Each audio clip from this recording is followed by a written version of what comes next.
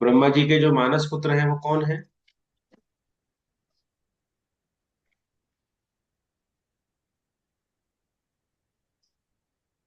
विश्वकर्मा जी। विश्वकर्मा जी, ठीक। वही निर्माण की ओर आगे बढ़ा के चले गए, है ना। उनकी पद्धति क्या थी? किस पद्धति के द्वारा उन्होंने निर्माण कार्य को बल दिया? कैसे निर्माण कार्य को आगे ले गए सृष्टि के? ये वास्तु पुरुष आए कहाँ से, इसके बारे में हम पढ़ चुके हैं, है ना। बहुत लोग ये कहते हैं कि भाई आजकल वास्तु बड़ी नई नई चलने लगी है, वास्तु कहाँ से आ गई है? तो वास्तु आई नहीं है। वास्तु जब से सृष्टि का निर्माण किया ब्रह्मा जी ने, तब से वास्तु का जन्म है। ये मंत्र जो आप देख रहे हैं, है ना, रेड कलर में, ऋग्वेद का मंत्र है। इसमें आज तक कोई परिवर्तन नहीं हुआ, एज इट इज है। ओम वास्तोष्पते प्रतिजानीयस्मान स्वावेशो अनविभो भवानः यत्त्वेमहे प्रतितन्नो जुषस्वसन्नो भवति भवेशं चतुष्पदे, है ना। ओम आगच्छ भगवन् वास्तो सर्वदेवैरधिष्ठिता भगवन् कुरु कल्याणं ग्रहे अस्मिन् सन्निधो भवः। ग्रहे अस्मिन्, इस घर में आप कल्याण करें, है ना। आपकी सन्निधि से हमारा कल्याण हो। तो बहुत सारे संस्कृत के विद्वान भी इस बात को नहीं जानते कि संस्कृत का साहित्य उन लोगों ने बहुत पढ़ा है ना। लेकिन वास्तु पुरुष का कॉन्सेप्ट वो भी नहीं जानते। कारण कि वास्तु शास्त्र की अपनी एक अलग श्रृंखला रही है। तो नव दंपत्ति के सामने जब पर्दा रख करके विवाह के समय क्या करते हैं हम लोग? काल की आहुति दिलाते हैं, है ना। उनके आगे पर्दा कर देते हैं नव दंपत्ति के आगे, और आहुति दे दी जाती है। एक तो वो उसको कहते हैं काल आहुति, जिसको नव दंपत्ति देखते नहीं है। और एक होती है वास्तु पुरुष की आहुति, है ना। तो वास्तु पुरुष को वरदान है, आप पढ़ चुके हो पहले ही, कि भाई जब कोई भी निर्माण कार्य किया जाएगा तो सबसे पहले उनके लिए हव्य अर्पित अवश्य किया जाना है। उनकी पूजा अवश्य होगी।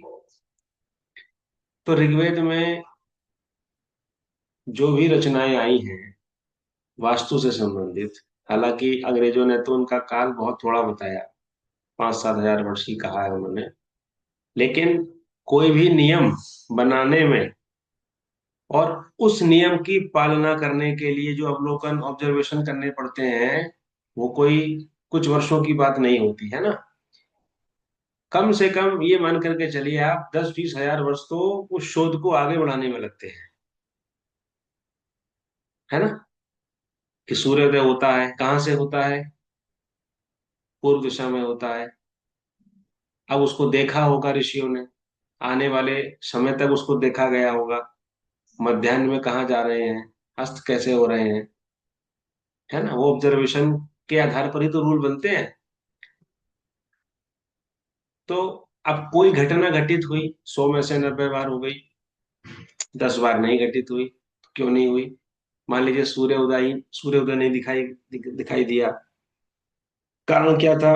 भी बादल आ गए होंगे, है ना, या उदय के समय ग्रहण पड़ने लगा होगा, जो भी बातें हैं। तो अब जिस समय शास्त्रों की रचना काल रहा होगा हमारे देश में, आबादी कितनी होगी ज्यादा से ज्यादा? 30-40 लाख की आबादी बस, है ना। अशोक के समय की सेना के बारे में बताया जाता है कि उसकी सेना में 8 लाख करीब सेना थी। इतिहासकार ये भी मानते हैं कि 80 लाख के आसपास ज्यादा आबादी सम्राट अशोक के शासनकाल में नहीं रही, है ना। तो अब इतने बड़े शोध, ये कोई मानवीय शोध तो नहीं हो सकते। ऋषियों ने इन शोधों को योग साधना की गहन अनुभूति में जाकर के साक्षात्कार किया होगा, तब जाकर के उसको वेद में हमको मिलती है ना। जैसे आपने कहा, कथा सुनी होगी, भगवान शिव राक्षसों से युद्ध कर रहे थे, उनके पसीने से एक राक्षस पैदा हुआ, है ना, और वो बढ़ने लगा, उसका स्वरूप इतना बड़ा हो गया कि ब्रह्मा जी ने आदेशित किया कि जाकर के आक्रमण करो, दबा लो इसको। तो 45 देवताओं ने आक्रमण किया, जो आप एकाशीति पद विन्यास में आपने पढ़े, है ना। तो अब उसको दबा लिया, अटैक किया, आक्रमण किया। तो ये, इसके पीछे केवल एक पौराणिक कथाएं या गल्प या कपोल कथाएं नहीं है। ऋषि अपनी बात को कहना चाहते थे। भाई रामचरित उसमें तुलसीदास जी ने एक चौपाई लिखी है ना, जुग सहस्त्र योजन पर भानु, टेल्य ताहि मधुर फल जानो। सूर्य से पृथ्वी तक की दूरी बता दी है इसमें, कि सूर्य कितना दूर है। युग सहस्त्र योजन पर भानु, है ना। तो भगवान ने, भगवान विष्णु ने कौन सा अवतार लिया? मत्स्य अवतार। बड़ा। वराह से पहले भी मत्स्य अवतार लिया अपनी माता जी। अच्छा। भगवान नहीं विष्णु का करता। सबसे पहला अवतार मत्स्य अवतार था, है ना। मत्स्य अवतार। और वास्तु हाँ। पुरुष की जो कथा आपने पढ़ी है पुराणों में, ये भी कहाँ मिलती है? ये भी आपको मत्स्य मत्स्य पुराण पुराण में, में। है ना।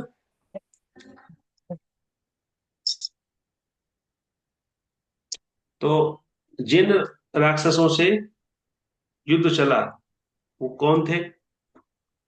अंधक जाति के थे, है ना। अब पसीने से कैसे पैदा हो गया राक्षस? क्यों भाई? आप लोग इस बात को समाज में अगर बताएंगे तो कैसे कहेंगे? इतना रूप बढ़ाता चला गया, सबको खाता चला गया, देवताओं को भी खाने की इच्छा थी उसकी। भगवान विष्णु ने अपने अंशों से एक वारुणी नाम की शक्ति को पैदा किया था, समझे। और उसने क्या किया, जो रक्त निकल रहा था उस राक्षस से, जिससे और राक्षस पैदा ना हो जाए अंधक जाति के, उस उनके रक्त का पान कर रही थी वो शक्ति, वारुणी। पुराणों में मिलता है इसका विवरण। फिर ब्रह्मा जी ने क्या किया, देवताओं को आदेशित कर दिया कि जाओ उस पर कब्जा कर लो, है ना। उसको पकड़ लिया, मर वो था नहीं रहा, उसको जमीन में गाड़ दिया। जैसे पुलिस में देखते हैं ना, विदेशों की पुलिस में वो हाथ पैर पीछे बांध के और नीचे लिटा देते हैं। तो ये सिर था उसका, ईशान कोण की ओर, मतलब वो हिल भी नहीं सकता था। छोड़ा नहीं है उन्होंने, देवताओं ने कब्जा कर लिया। बाद में उस राक्षस ने कहा कि मैं पराजित हो गया हूँ ब्रह्मा जी, मुझे आप अभय दान दीजिए, है ना।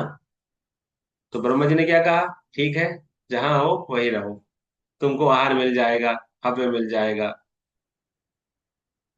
तो उन्हें पूछा कि मेरा आहार क्या होगा, मुझे कुछ तो दो। तो ब्रह्मा जी ने क्या वरदान दिया था, फिर बताइए।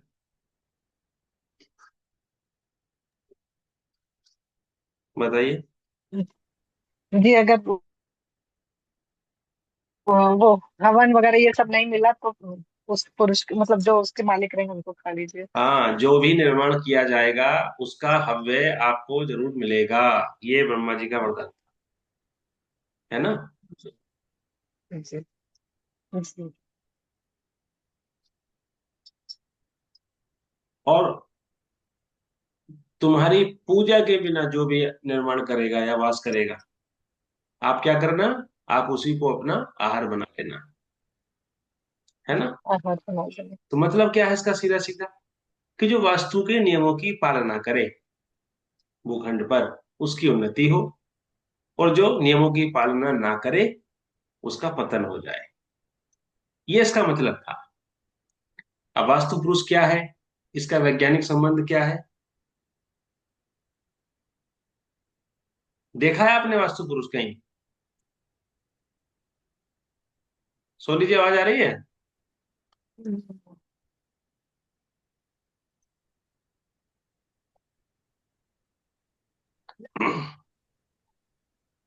राक्षस योनि से इनको देव योनि में ब्रह्मा जी ले आए, अमित शाह की तरह।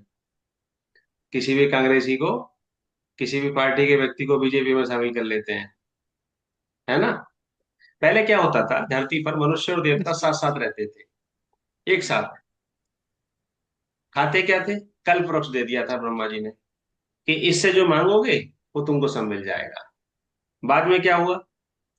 बाद में मनुष्यों को अहंकार हो गया, है ना। उन्होंने कहा कि हम भी कुछ हैं। तो उनके अहंकार से रुष्ट होकर के देवता स्वर्ग चले गए। अब मनुष्य ने क्या किया? वो अपना कल्प वृक्ष भी ले गए, देवता। तो पृथ्वी पर जो भी कुछ उनको मिला, वो कुछ सब कुछ खाने लगे, सर्दी से बचने के लिए, गर्मी से बचने के लिए। अब वो फिर ब्रह्मा जी के पास गए। मनुष्यों ने पूछा, भाई हमारी, हमसे हमसे अपराध बोध हो गया है, हमको, हमसे गलती हो गई है, क्षमा क्षमा करिए हमारी। तो बोले, अब देखो ये गलती तुम्हारी है, अब क्षमा से क्या होगा, अब तो वो स्थान छोड़ चुके हैं, है ना। तो कहा कि जब भी यज्ञ करोगे तो उसमें से यज्ञ का भाग देवताओं को अवश्य अर्पित करोगे। ठीक है, देवता मनुष्यों के ही सहोदर है। तो क्या हुआ फिर?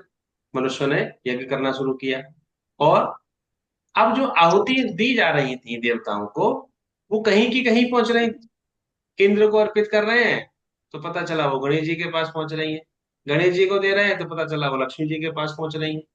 तो जब सही चीज सही जगह ना पहुंचे तो फिर क्या करना चाहिए भाई? एड्रेस अगर गलत लिखा हुआ हो लिफाफे पर, पोस्ट ऑफिस में, तो जहां आप चीज छोड़ना चाह रहे हैं वहां तक नहीं पहुंचेगी प्रेमलता जी, है ना।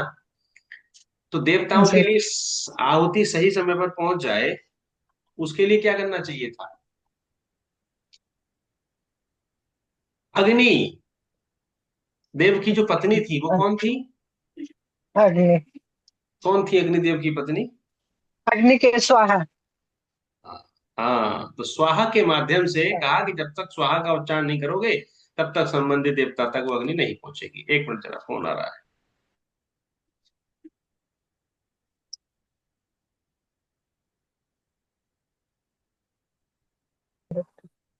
नहीं आ रही आवाज? हाँ भाई। हम्म। हाँ रही। तो अग्निदेव की पत्नी है स्वाहा, है ना। तो कहा कि स्वाहा के माध्यम से ही संबंधित देवता तक आपका हव्य पहुंच जाएगा। तो इसलिए यज्ञ में प्रत्येक आहुति के बाद हम लोग स्वाहा बोलते हैं। स्वाहा, सुधन आहा, है ना। सु माने सुंदर तरीके से, ठीक तरीके से। आह माने पहुंचा देना। ठीक है। कहाँ पहुंचा देना? देवताओं तक, जो हम हव्य अर्पित कर रहे हैं अग्नि के माध्यम से। तो अग्नि देव है। अग्निदेव की पत्नी है स्वाहा। पत्नी को साथ लिए बिना उन्नति नहीं होगी, ये एक दार्शनिक निहितार्थ है ना। ये संदेश है कि बिना धर्म संगिनी के धर्मार्थ कार्य सफल नहीं होंगे। पितरों को आहुति देते हैं तो स्वाहा नहीं बोलते, स्वधा बोलते हैं। उनको भी आहुति मिलने लगी। ठीक है। तो एक प्रकार की व्यवस्था थी ये, वैदिक व्यवस्था। ऋषियों ने इन्हीं वैज्ञानिक नियमों को गढ़ा, धर्म के रूप में, शास्त्र के रूप में। तो जो आप वास्तु शास्त्र पढ़ रहे हैं ना, ये स्थापत्य वेद था। चार वेदों के अलावा उपवेद भी हैं, उसमें एक स्थापत्य वेद है ना। आर्किटेक्चर को बहुत महान स्थान दिया गया है हमारे भारत में। स्थापत्य वेद, पहले गुरुकुल में जब विद्यार्थी पढ़ता था तो चारों वेद, छह वेदांग। छह वेदांग क्या है? शिक्षा, कल्प, ज्योतिष, निरुक्त, छंद, व्याकरण, सब पढ़ता था। हर व्यक्ति, हर विद्यार्थी संपूर्ण बन के निकलता था। जो ज्योतिष जानता था वो स्थापत्य वेद भी जानता था, है, वो आयुर्वेद भी जानता था। अब क्या है? अब स्थापत्य वेद कोई जानता है, आर्किटेक्चर पार्ट किसी के पास है, ज्योतिष का पार्ट किसी के पास है। ठीक है। लेकिन व्यवहारिक पक्ष और सैद्धांतिक पक्ष को कैसे मिलाया जाए? जैसे कोई एमबीबीएस का छात्र एनाटॉमी पढ़ रहा हो, शरीर को कैसे काटना है, कहाँ हार्ट है, कहाँ लंग्स है, सब कुछ पढ़ लिया। पढ़ने का उसके सामने बॉडी लाई जाएगा, तो उस किताब के बेस पर वो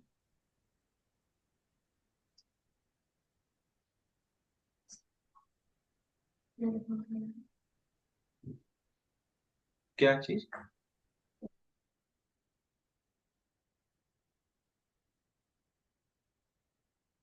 एक मिनट, एक मिनट करते हैं। 1 मिनट। कुछ कोई अतिथि हैं, 2 लोग हैं। मैं इसको बाद में कंटिन्यू करता हूँ, ठीक है? दस जी जी। मिनट का गैप लगेगा मुझे। इसके बाद मैं जी आपको लिंक लिंक ग्रुप में ही भेज दूंगा। जी। हाँ। जी। कौन है वास्तु पुरुष, तो देखा आपने? वास्तु पुरुष, हर ग्रंथ में वास्तु पुरुष की चर्चा है। कल्पना है गुरु जी। परिकल्पना भी क्यों की गई? कोई ना कोई तो आधार होगा ना। वो तो देवों में गिनती है गुरुजी, और वो जो है ब्रह्मा जी के वरदान से है पूजनीय। हम्म। देखिए ऐसा वो तो। है, कोई जी। भी, अभी पीछे कुछ वैज्ञानिकों ने प्रयोग किए थे, हिग्स बोसॉन, गोल्ड पार्टिकल नाम दिया था कुछ कणों का पीछे, है ना? जी। तो दो, कुछ पार्टिकल्स का, कुछ कणों का वेग जब कम कर देते हैं ना, देखिए क्या है, भौतिक विज्ञान का विषय है। फिजिक्स में क्या कहा गया कि जब कोई पिंड या जब कोई कण, कोई पार्टिकल प्रकाश की गति से भी बहुत तेज गति से चलता है, तो उसका भौतिक स्वरूप दिखता नहीं, वो अदृश्य हो जाता है। देवता भी वही हैं, जो सन की लाइट से भी तेज गति से आ जाते हैं, इधर से उधर, इस लोक से उस लोक में, उस लोक से इस लोक में। कहते हैं ना, पुराणों में आपने पढ़ा, देवता अंतर्धान हो जाते हैं, देवता एकदम प्रकट हो जाते हैं। तो वैज्ञानिक प्रयोग कर रहे थे, अभी भी चल रहा है, कि उन कणों का जब हम वेग कम कर दें, प्रकाश की गति से कम कर दें, तो क्या होगा? तो उनका जो वास्तविक रूप है, स्वरूप है, वो दिखने लगेगा।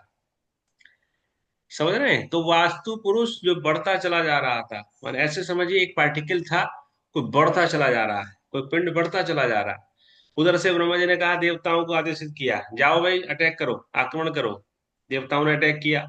अब दो कणों में जब टकराव होगा, है ना, दो लोग भागते हुए आ रहे हो बहुत तेज गति से, और आमने सामने टकरा जाएं, तो थोड़ी देर के लिए रुक जाएंगे ना वो, उनकी गति ठहर जाएगी। वही उनके साथ हुआ। जब वो ठहर गए, तो वास्तु पुरुष का जो स्वरूप है वो व्यक्त हुआ, वहां पर व्यक्त हुआ। अब क्या है, चूंकि केवल 2D प्लान बना करके इसको व्यक्त नहीं कर रहे हम, 2D पर भी हम 3D को आरोपित कर रहे हैं, है ना? तो देवता भी क्या है, जब वो प्रकाश की गति से कम हो जाते हैं तो वो दृश्यमान होने लगते हैं, दिखने लगते हैं। देव योनियों में जहां पर भी वो है, बहुत सारी योनियां हैं। हम लोग, हमारी जो गति है वो बहुत कम है ना, प्रकाश की गति से बहुत कम है, इसलिए हम मूर्तिमान हैं। बहुत सारी योनियां ऐसी हैं जो बहुत तीव्र गति से चल रही हैं। दिन और रात का होना भी गति पर डिपेंड करता है। आप लोगों को पता होना चाहिए, पृथ्वी पर दिन कितने घंटे का? 12 घंटे का, है ना? दिन, रात भी 12 घंटे की, 24 घंटे का एक अहोरात्र। लेकिन सारे ग्रहों पर ऐसा नहीं है। आप शनि की बात करेंगे तो वहां दिन बहुत बड़ा होता है ना? और पीछे के ग्रहों में चले जाएंगे जो सौरमंडल से भी बाहर है, पता चला वहां पर कई कई महीनों का दिन होता है।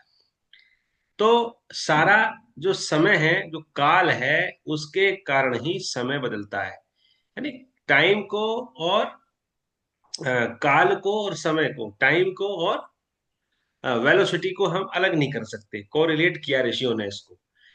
वास्तु पुरुष उसी का एक स्वरूप है।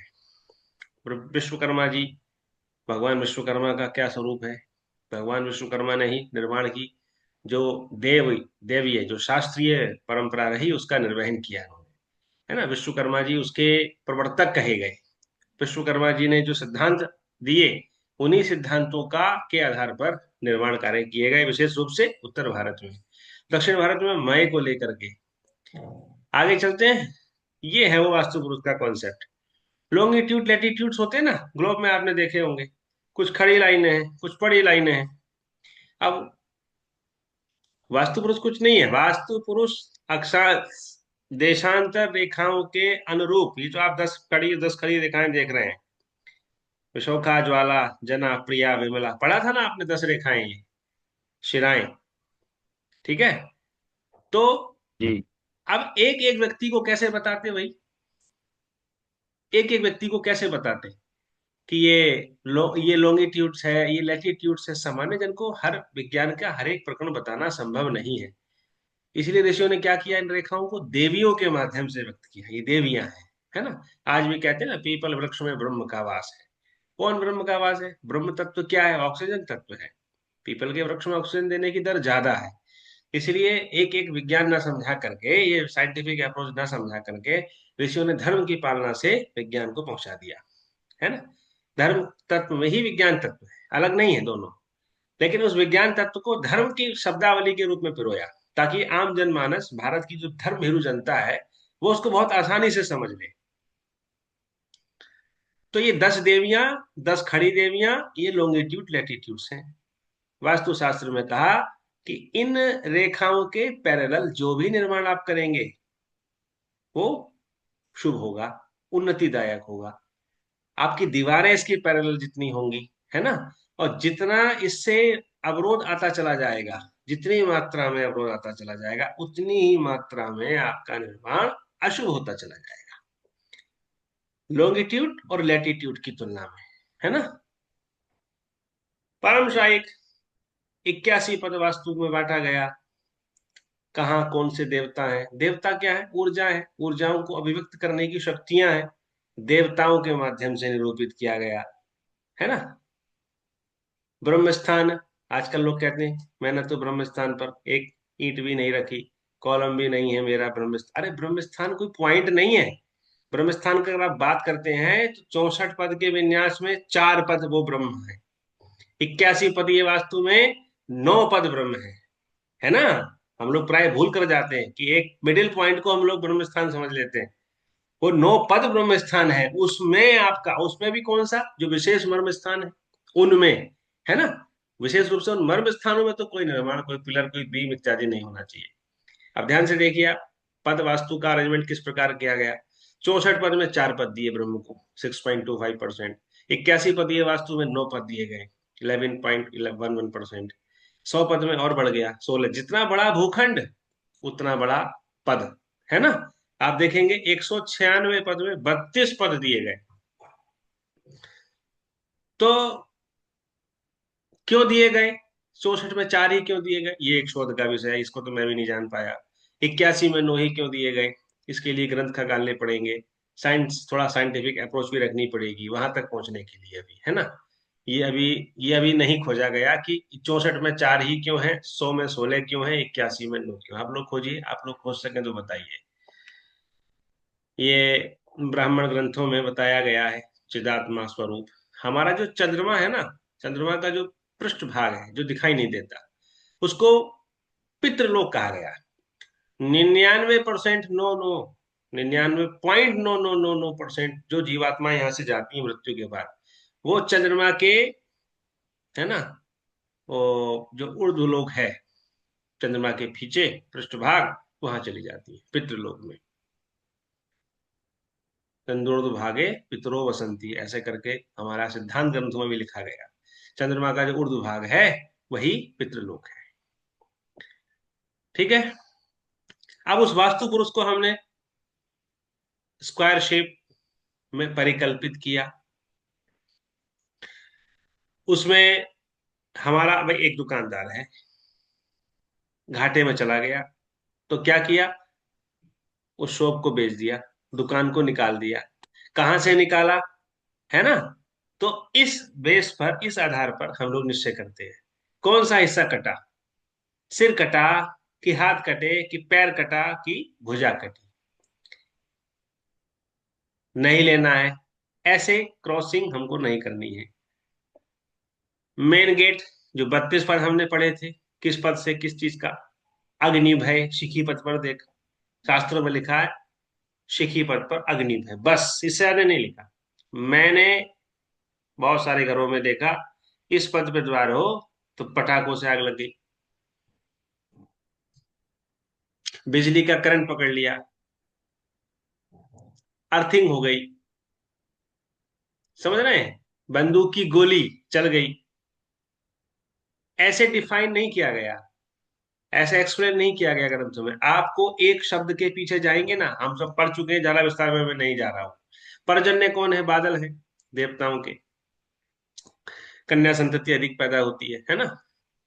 बहुत धन चाहिए किसी को, जैन पद पे द्वार खुलवाइए। सांसद, एमएलए, पार्षद, ग्राम प्रधान, राजनीतिक पद किसी को चाहिए, इंद्र पद का द्वार दीजिए। अब इंद्र पद का द्वार दे दिया, अब सांसद बनेगा कि ग्राम प्रधान बनेगा, ये किस पे डिपेंड करेगा? ये उसकी भूखंड पे डिपेंड करेगा। जितना बड़ा भूखंड, उतनी ही मात्रा में ऊर्जाओं का प्रवेश, सीधा सा मीनिंग है। छोटा भूखंड, उतनी ही ऊर्जा कम आएगी। सूर्य पद दे दिया, डाइनिंग टेबल पे कई लोग बैठे हुए हैं, खा रहे हैं अच्छे खासे, थोड़ी देर में झगड़ा हो गया बिना किसी बात के, बात भी कोई ऐसी नहीं थी, झगड़ा करके उठ गए। क्रोध, अत्यंत क्रोध दे देता है पारिवारिक सदस्यों में। सत्य, सत्य पद पर द्वार दे देंगे तो घर के लोग छुपाने लगेंगे, झूठ बोलने लगेंगे, है ना। तो सत्य बोलना है। ऋषियों ने नेगेटिव शब्दावली को का प्रयोग करने से उन्होंने परहेज किया। वृष, क्रूर बना जाएगा, संतान पर ध्यान नहीं देगा, संतान के प्रति क्रूर हो जाएगा। जो जो पैसा संतान की उन्नति के लिए चाहिए, वो पैसा अपने अपने व्यसन पे उड़ाएगा। इतना क्रूर हो जाता है व्यक्ति, समाज के लिए, अपने परिवार के लिए, आस पड़ोस के लिए। नव में है, चोरियां बहुत होंगी। इसके तो मैंने कई सारे प्रैक्टिकल किए, बड़े बड़े बड़े भूखंडों पे। यहाँ अगर एक हमारे यहाँ पेट्रोल पंप बन रहा था बगल में ही, ठीक नवपद, मतलब नवपद पूरा पूरा उसके मुख्य द्वार में आ रहा था। मैंने कहा मिस्टर, 3 महीने के अंदर अंदर चोरी होगी, रोक नहीं पाओगे। 1.5 महीने के अंदर ही चोरी हो गई। उठा के ले गए, एक गाड़ी उठा के ले गए, ऑफिस में कुछ सामान था वो उठा के ले गए, सिलेंडर वगैरह थे वो उठा के ले गए।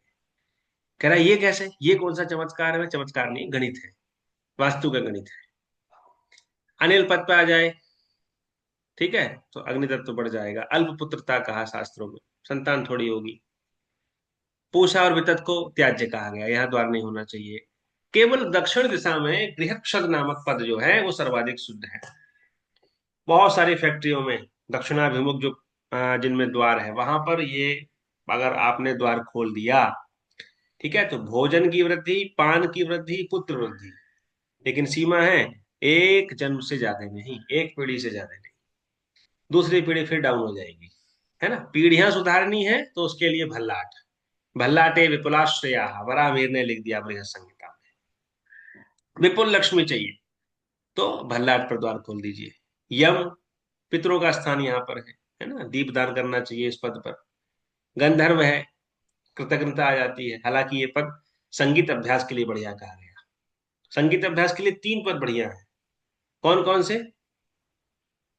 एक तो सोम, एक गंधर्व, और इधर पुष्पदंत। यहां पर अभ्यास करें, संगीत का अभ्यास, कोई भी विद्या का अभ्यास, कला का अभ्यास करना है तो निखरती है वो विद्या। भृंगराज में धनहीनता आ जाती है ना। मृग में पुत्र के बल पर पराक्रम का नाश हो जाता है, ओवर कॉन्फिडेंस का शिकार हो जाता है संतान, पितृगण में और मृग में। दौर्वारिक में शत्रु वृद्धि होती है। सुग्रीव में पुत्र धन के लिए ठीक नहीं कहा गया। केवल पुष्पदंत और वरुण पश्चिम दिशा में। असुर जानते ही हैं आप, राक्षस बन जाता है व्यक्ति, राक्षसी संस्कार आ जाते हैं, चोरी करने लगता है, इनकम टैक्स का बचा लिया, कमीशन ले लिया, है ना। तो राजा का भय, इतना लिख दिया। ये काम करेगा तो राजा का नोटिस तो आएगा ही, लीगली नोटिस का शिकार हो जाएगा। शोक है, शोक कब होता है? जब धन की हानि हो, है ना, शरीर की हानि हो, शरीर भी धन है। शोक की अनुभूति। पाप यक्ष्मा रोगों का मंत्र, रोग, मृत्यु, बंधन। पता चला कुछ दिन के लिए जेल में डाल दिया, जमानत हो गई, लेकिन कुछ दिन जेल में रहा। बहुत तीव्र बंधन देता, आकस्मिक, आकस्मिकता। क्यों? क्योंकि वायव्य कोण है। पश्चिम और उत्तर के ठीक मध्य का कोना है। आकस्मिकता उसका गुण है। नाग, शत्रु वृद्धि। नाग है तो जहर भी होना चाहिए। जो लोग सांप चूहे को मारने और दवाई खा के मर जाते हैं ना, ऐसे बहुत सारे केस इस पद पर द्वार में देखे गए। नाग में मुख्य भल्लाट सोम उत्तम द्वार है। सोम का तो कहा गया सब गुणों की संपत्ति मिलती है। ऐसी देवात्माएं जीवात्माएं जो देव योनि में चली गई हैं, आप उनका आवाहन कर रहे हैं इस द्वार के माध्यम से। उत्कृष्ट श्रेणी की ऊर्जा का प्रवेश होता है सोम पद पर। सर्प अदिति दिति ये सब बेकार है, शिखी सब बेकार है ना। तो ये सारे चीजें क्या है, ऊर्जाओं का आमंत्रण निमंत्रण कैसे करना चाह रहे हैं आप, ये सब क्या है, टाइप्स हैं। ये ठीक नहीं कहे गए ये चीजें। एक्सटेंशन किस पार्ट्स में ठीक है। कुछ प्लॉट्स नॉर्थ और ईस्ट में बढ़े हुए होते हैं, एक्सटेंशन बढ़िया माना गया। लेकिन अगर नॉर्थ ईस्ट बढ़ रहा है तो कोई दूसरा कोना कट भी रहा होगा। साउथ वेस्ट में अगर एक्सटेंशन हो रहा है तो एक्सीडेंट होते हैं, लीगल डिस्प्यूट्स हो जाते हैं, लॉस धन हानि, इनएबिलिटीज ऑफ द सन्स, संतान अयोग्य हो जाती है। ठीक है, साउथ वेस्ट किसकी दिशा है, राहु की, है ना। साउथ ईस्ट में एक्सटेंशन हो तो क्या होगा, फाइनेंशियल डिस्प्यूट्स होंगे, क्वेरल्स होंगे, झगड़े होंगे, पार्टनरशिप नहीं कर पाएगा। साउथ ईस्ट का कोना किसके अधीन है, दक्षिण और पूर्व। अग्नि कोण किसके अधीन है, शुक्र के। शुक्र कौन है, जीवन साथी। जीवन साथी तो घर में हो गया, पार्टनरशिप बिजनेस का हो गया, है ना। शुक्र सेवेंथ हाउस का कारक हो गया, तो फाइनेंशियल पार्टनरशिप नहीं कर पाएगा। नॉर्थ साउथ वेस्ट में हो जाए तो वायव्य कोण में, तब क्या होगा, तो स्पेशली बच्चों के लिए हानि करेगा, है ना। फिफ्थ हाउस आ गया यहाँ पर। और साउथ ईस्ट में चला जाए तब क्या होगा, तब यही फाइनेंशियल लॉस, है ना। तो कुल मिलाकर के जो चीजें वास्तुशास्त्र की हैं, मुख्य रूप से भूखंड भूमि पर विचार करने का सबसे पहला कथन है। ग्रंथों में कहा गया जीवन में जो भी हमारे भुक्त या अभुक्त कर्म हैं, भुक्त माने जो भोग लिए, अभुक्त माने जो नहीं भोगे, उनका प्रस्फुटन, उनका फूटना भूमि के माध्यम से होता है। ऑक्सीजन सबको भगवान ने बराबर दी है, कोई अमीर गरीब नहीं है कि साहब आपको अमीर को ज्यादा ऑक्सीजन मिलेगी या गरीब को कम मिलेगी। पानी भी में ऐसा नहीं है ना। सूर्य का प्रकाश भी ऐसा नहीं है, सबको बराबर मात्रा में मिल रहा है। फिर ऐसी क्या चीज है जो व्यक्ति को अमीर और गरीब बना रही है, वो भूमि है, भूखंड है। और भूखंड मिलता है आपको आपके अभुक्त शुभ कर्मों के कारण। जितने जीवन में शुभ कर्म बढ़ते हैं उतने ही व्यक्ति को भूखंड की शुभता अधिक प्राप्त होती है। मेन फोकस भूमि पर है। आप भूमि को अच्छा खरीदिए, भूमि स्क्वायर शेप में लीजिए, नहीं मिल पा रही है रेक्टेंगल में लीजिए, रेक्टेंगल का रेशियो बहुत ज्यादा नहीं होना चाहिए। पद विन्यास ठीक ठाक करिए। जो 10 रेखाएं पड़ी खड़ी आपने समझी, लॉन्गिट्यूड लैटिट्यूड्स के पैरेलल आप निर्माण करने का प्रयास करिए, कोशिश करिए। देखिए आपके भवन में कैसे शुभता नहीं आती। भवन बोलता है फिर व्यक्ति का। तो वास्तुशास्त्र के सिद्धांत जो है ना, वो केवल सिद्धांत नहीं है, इनका भूगर्भीय ऊर्जाओं के माध्यम से, इनका चुंबकीय विकिरण के माध्यम से प्रकटीकरण किया गया, सिद्धांत में लिखा गया उसको। ठीक है, और ये व्यक्त कैसे होती हैं, सिर्फ और सिर्फ ऊर्जाओं के माध्यम से व्यक्त होती है। तो आप अभ्यास कर रहे होंगे इसका। समय बहुत हो गया है, यहीं पर बंद करता हूँ। और कुछ प्लॉट्स पर आप लोगों ने पद विन्यास किया हो तो बताएं, 81 पद का या 64 पद का किया है कि नहीं। नहीं किया। नहीं किया। चलिए आपको एक चीज दिखाता हूँ अभी चलते चलते।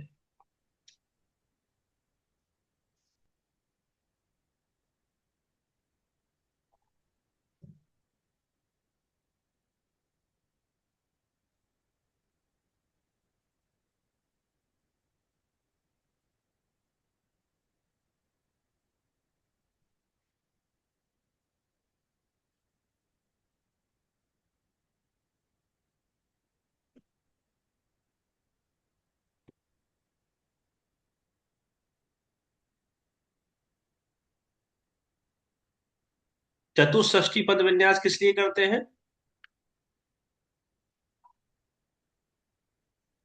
64 पद का 64 पद। विन्यास। ये ग्रामे भूपति मंदिरे च नगरे, ग्राम भूपति मंदिर के, इसलिए। मंदिर विन्यास के लिए है ना। तो एक फाइल आपको दिखाता हूं, उसको आप समझ लेना, ठीक है।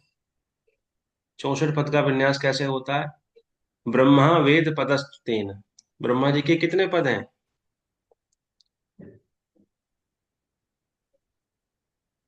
बताइए। 9। क्यों? वेद पदस्तु का मतलब क्या? वेद, वेद कितने हैं? 4। 4 वेद हैं। हाँ, तो 4 पद हैं उसमें। तेन समका देवार्यमाद्या अमी। जो देव पद हैं, आर्यमा आदि, वो सब समान है। कोणे अष्टौ। कोने में जो 8 हैं, द्विपदा, दो दो पदों वाले। कौन कौन? रुद्र रुद्र जय, इंद्र इंद्र जय, आप वत, सविता सवित्र, है ना, इनको दो दो पद मिले हैं। और कोणे अर्ध भागाद वही, आधा आधा पद कोने में मिला है जो बाहर है। शेषा एक पदाः सुराश्च। और शेषों को एक एक पद मिला है। कथिता वेद तुर्कोष्ठे नव ब्रह्मा षटपदीनो अरे महादेव। देखो मैं इसका आपको फाइल दिखाता हूँ एक, उससे आपको क्लियर हो जाएगा। उस फाइल में 64 पद का विन्यास ये हमने किया था, देखिए। देख रहे हैं इसको? ये फाइल मैं आपको भेज देता हूँ अभी, इसको आप देख लेना। ऐसे करके जब भी हम कोई लेआउट बनाते हैं किसी का, उस पर हम इसको अध्यारोपित कर देते हैं, है ना। और उसमें दिखते हैं, देखते हैं कि कहाँ किस दीवार पर वास्तु पुरुष का सिर आ रहा है, कहाँ पर मर्द आ रहे हैं। ठीक है, कोने वाले जो पद हैं, मैंने आपको बताया अभी, जैसे वायु और नाग, ये अर्ध अर्ध पद के हैं, है ना। एकाशीति पद में तो एक एक पद मिला है। लेकिन कोने वालों को, जैसे दौर्वारिक और पित्र है, उधर पूषा और अग्नि है, इधर शिखी और पर्जन्य है, ये सब आधे आधे पद के हैं। पद विन्यास उसी तरह से करेंगे जैसे हमने एकाशीति में किया, कैलकुलेशन भी उसी तरीके से होगी। चलिए, जी जी। तो आज कक्षा को यहीं विराम दे देते हैं, समय हो गया बहुत। आज प्रणाम गुरु जी। बाधा आ गई है, कल को मैं कंटिन्यू करूंगा। आपको लिंक भेज दूंगा, आज ही मैं कह रहा हूँ उसको।